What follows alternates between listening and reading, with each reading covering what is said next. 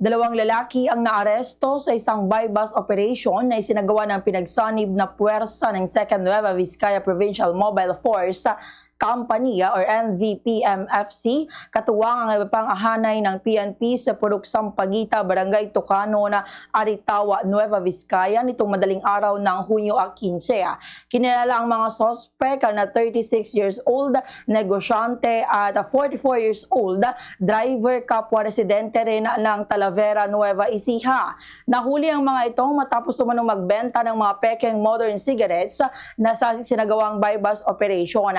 Nakumpiska mula sa mga sospek ang 574 na rims ng iba't ibang uri ng sigarilyo na tinatayang nagkakahalaga ng 373,100 pesos, isang Mitsubishi Adventure at dalawang cellular phone.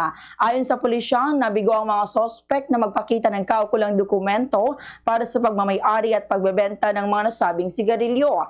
Naharap sila sa kasong paglabag sa Republic Act 8424 o National Internal Revenue Code kaugnay ng pagbebenta at pag-iingat ng mga undocumented at counterfeit na cigarettes.